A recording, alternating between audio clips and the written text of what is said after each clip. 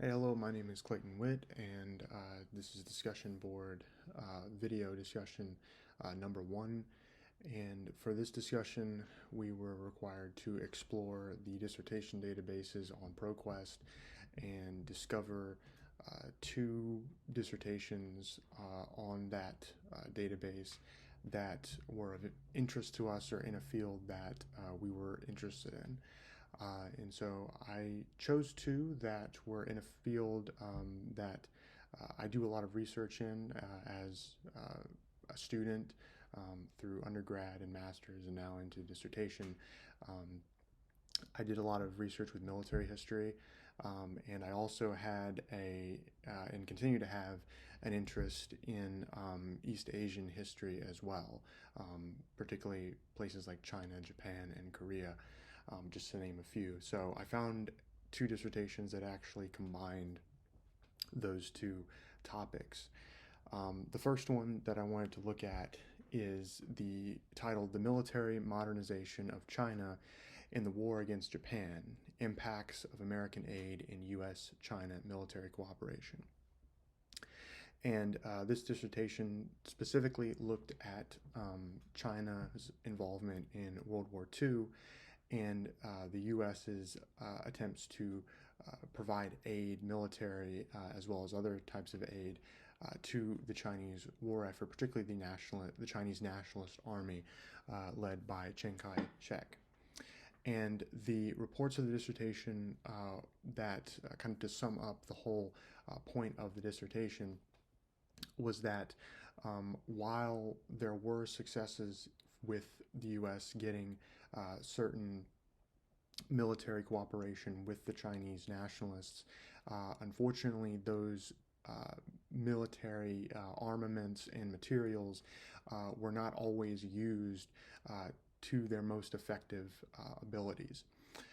One of the biggest areas in which the Nationalist Army was able to use some of these materials was in the Air Force, particularly with the Flying Tigers, for example, being a large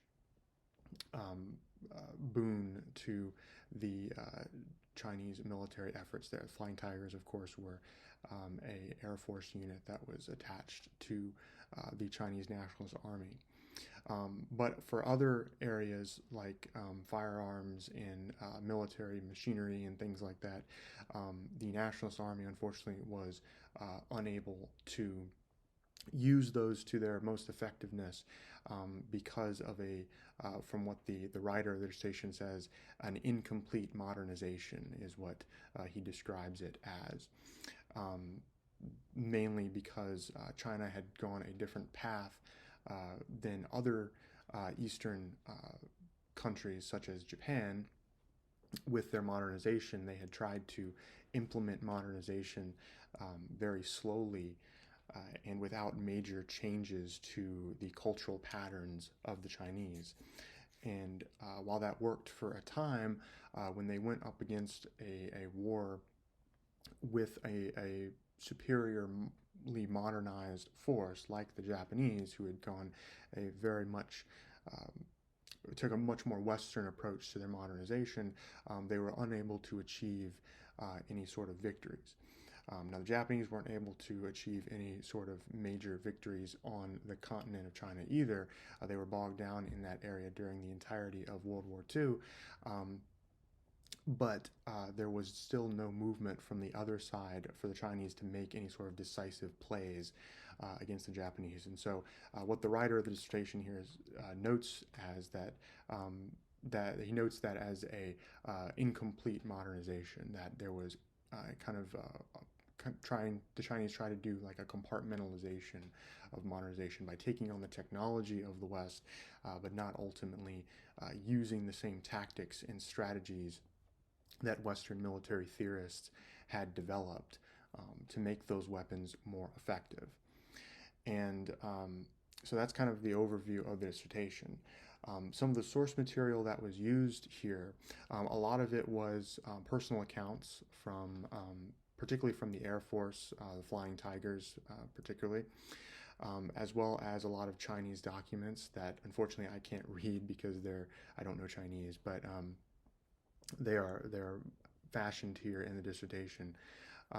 And there's also a lot of government documentation as well about the lend-leasing of supplies over to the Chinese as well. So there's kind of a combination of all of that, from personal primary source material to government primary source material, as well as native source material from the Chinese. So finding the source material in the actual Chinese language. So that's kind of an evaluation of that source or of that dissertation. One of the critiques that I would give to the dissertation is the fact that there is he kind of does a heavy-handed account of the Flying Tigers, because that was the most effective branch of kind of the military modernization efforts of China within the Air Force. But he doesn't do as much or give them as much credence to some of the other areas. He mentions them in his second half of the dissertation, but it's very clear that the focus is more on the Air Force. And so I think it would have been better to kind of expand that a little bit more in that regard. So that's just one kind of minor critique for the dissertation. The second dissertation that I wanted to take a look at is very similar in content. It's a military history, also dealing with World War II, and also dealing particularly with the Pacific War or the East Asian War. But it's taken for a very different perspective. This was done, the title of this dissertation is called Cultural Origins of the Kamikaze Special Attack Corps and the 442nd Regimental Combat Team during World War II. And it was specifically a comparison between these two military outfits. One of them obviously being of the Imperial Japanese Army, the Kamikazes, and then the other being a regiment that was actually a U.S. regiment that had a significant amount of Japanese American soldiers that were in that regiment. And so what was taking place here was more of a cultural analysis of the fighting techniques of both of these units and how they responded to battle. And what's interesting is that the author of this dissertation had the author of this dissertation focused more on kind of the background of the individuals in both of these units. So their schooling, their education, their cultural mores, and kind of the life that they had been raised in. And they found that the 442nd, which was the Japanese American combat team, actually had many of the similar Japanese cultural elements that the native Japanese Kamikaze Special Attack Force had actually been brought up with. So both of them had kind of a similar background, the difference being that the 442nd were using these values in defense of the U.S. and also to gain kind of more of an American citizenship, or more of a recognition of American citizenship from those second generation Japanese. Whereas the Kamikaze Special Attack Force was primarily doing this for a devotion to an imperial magistrate and imperial mandate. But I thought it fascinating that both of them actually had very similar cultural backgrounds, because the second generation American Japanese, the Nisei, grew up in families in which these Japanese values were still placed into the education of these individuals. And so they kind of grew up in that ecosystem. And so it's very fascinating. In the 442nd did have actually higher casualty rates than some of the other U.S. regiments.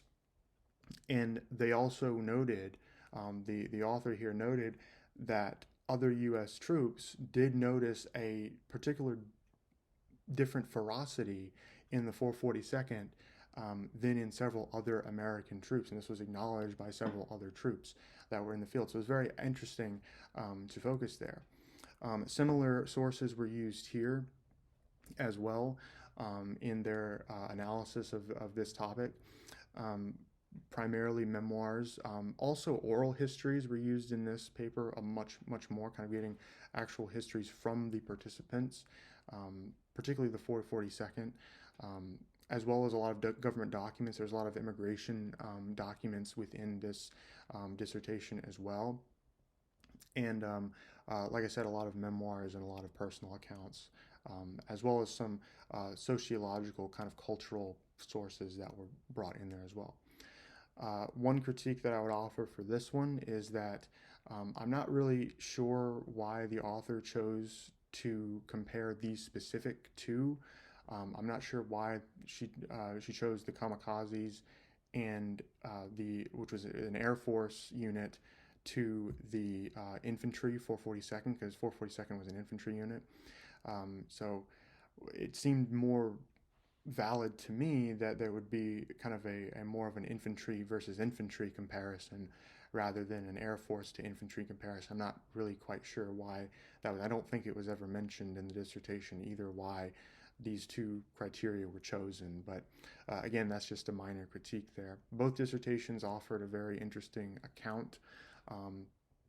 Some of the other sources in my own research that I would have added to these, I think these sources were not added because of the time period for when this dissertation was brought out. I don't think that these materials were actually in print yet. But S.C.M. Payne's Japanese Grand Strategy is a really good overview of kind of the imperial period of Japanese history and the wars that the Japanese undertook during that period. Kind of gives a whole strategic understanding of why Japan made certain decisions, and so that kind of fills in the context for these kind of areas. And then the other one I would choose would also be Edward J. Drea's Japan's Imperial Army, which is more of an institutional history of from that same period of the Japanese Imperial Army, and kind of what made them tick and what made them do certain things and go about different directions in their different imperial wars. So both of those are very good works that I used for context, as well as kind of an overview of the modern period of Japanese history. Is Marius Janssen's The Making of Modern Japan, which is indispensable secondary work for this period. So that's kind of an overview of the two dissertations that I chose to look at here, and thank you for your time.